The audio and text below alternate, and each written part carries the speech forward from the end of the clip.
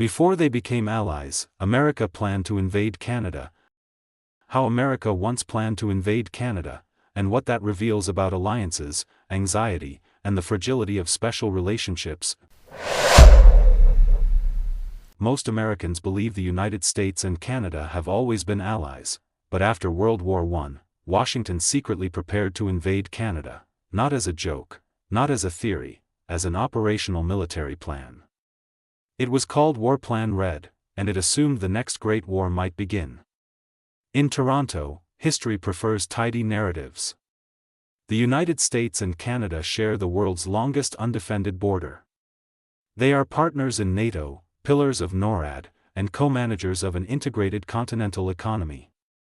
Their diplomats speak the language of shared values, their generals rehearse joint exercises, their leaders trade jokes about hockey and maple syrup. It all feels reassuringly inevitable, except that none of it was inevitable. In the uneasy decades after World War I, American war planners quietly prepared to invade Canada, not as a fantasy, nor as a contingency scribbled on the margins of strategy papers, but as a structured operational blueprint known as War Plan Red. Its purpose was simple: defeat the British Empire in North America before Britain's navy could mobilize its global reach. The plan was never executed. It was never even seriously considered for execution. Yet its existence reveals something more unsettling than aggression: that alliances are temporary. Geography is permanent, and trust, particularly between rising and declining powers, is rarely assumed. It is managed. War Plan Red was not about Canada. It was about Britain.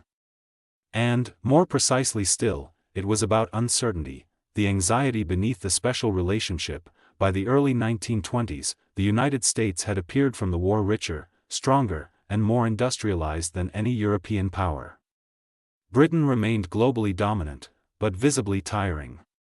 Its empire stretched from India to Africa to the Pacific. Its finances did not, strategists in Washington noticed. The United States Navy, newly confident after wartime expansion, began to imagine a future in which maritime supremacy might pass across the Atlantic. British planners noticed too. Both sides publicly celebrated Anglo-American friendship. Both sides privately prepared for their collapse. War Plan Red was the American answer to a simple question: what if Britain did not accept American primacy peacefully? Canada, inconveniently, sat in the middle of that scenario. Canada as geography, not nationhood. To American planners of the interwar period, Canada was less a sovereign partner than a forward operating base for British sea power. Halifax threatened Atlantic shipping lanes. Vancouver opened the Pacific flank. Montreal and Toronto anchored the industrial corridor linking the empire to the continent. The logic was ruthless and unemotional. If war broke out between London and Washington, Canada would become Britain's aircraft carrier in North America. Therefore, it had to be neutralized at once. War Plan Red proposed rapid strikes against Halifax, to prevent reinforcement by the Royal Navy; Montreal, to sever east-west logistics; Toronto, to disrupt industrial ability, key rail corridors linking the Atlantic to the interior. Speed mattered more than occupation.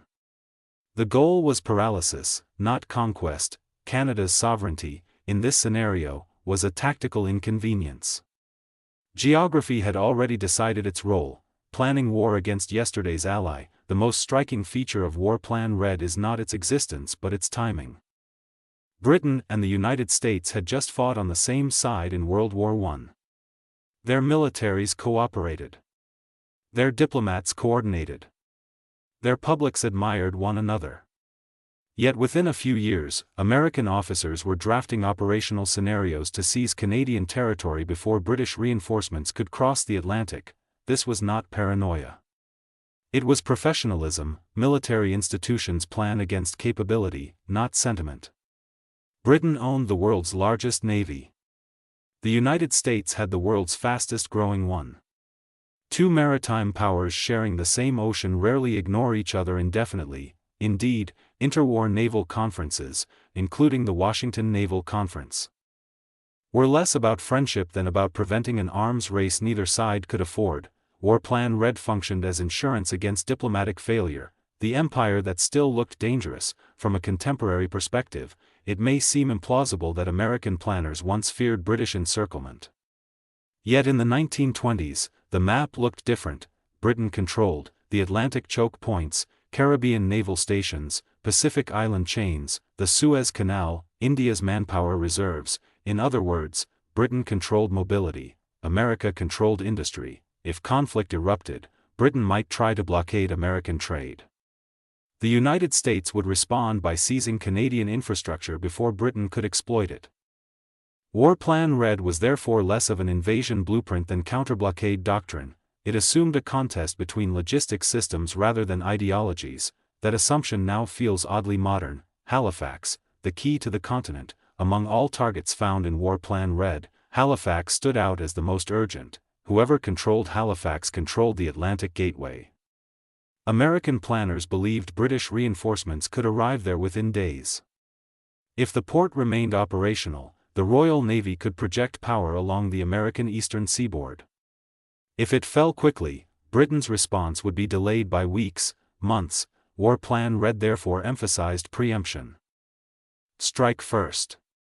Strike fast. Strike ports. Modern strategists would recognize the logic instantly. Toronto and Montreal, breaking the industrial spine. Halifax mattered strategically. Toronto and Montreal mattered structurally. Together they formed the economic backbone of English-speaking Canada. Disrupt them and Canadian mobilization capacity would collapse. Without mobilization, Britain would lose its continental staging ground. The assumption behind this logic was cold but consistent. Canada could not defend itself independently. Its security depended on imperial reinforcement. Remove that reinforcement, and Canada became strategically inert. It was a harsh judgment. It was also, at the time, widely shared. Vancouver and the Pacific equation. War Plan Red extended beyond the Atlantic theater. Vancouver represented Britain's Pacific foothold on the North American mainland. At the time, imperial planners relied heavily on coordination between Canada and Asian possessions. The Pacific Fleet's positioning mattered enormously to both London and Washington. If Britain could operate from Vancouver, it might complicate American control of Pacific sea lanes. If it could not, American naval supremacy west of California would become uncontested. Thus, Vancouver joined Halifax on the list of ports to be neutralized quickly. The pattern was clear: cut mobility hubs first. Political consequences later. Planning as diplomacy by other means. War Plan Red was never activated. Nor was it intended to be. Its function was psychological as much as operational. Strategic planning communicates expectations. It signals seriousness. It shapes negotiation boundaries. By preparing for conflict with Britain, Washington quietly informed London that naval containment strategies would not go unanswered. This was deterrence before deterrence had a name. It also reflected a broader truth about interwar geopolitics. Alliances existed, but permanence did not. The real enemy was uncertainty. The interwar period is often remembered as a time of peace punctuation by crises. It was a time of hedging. The United States hedged against Britain. Britain hedged against Japan. France hedged against Germany. Everyone hedged against everyone else. War Plan Red belonged to this ecosystem of precaution. It was not a declaration of hostility. It was an admission of ambiguity. That ambiguity defined the era. Then came a different war entirely. History has a habit of rearranging priorities without warning. By the late 1930s, the rise of Adolf Hitler transformed strategic calculations across the Atlantic. Britain ceased to be a potential rival and became an indispensable partner. Canada ceased to be a vulnerability and became a logistical bridge between continents. The United States did not invade Canada. Instead, it defended it, through industrial integration, convoy escort cooperation and eventually continental air defense coordination that would evolve into NORAD decades later.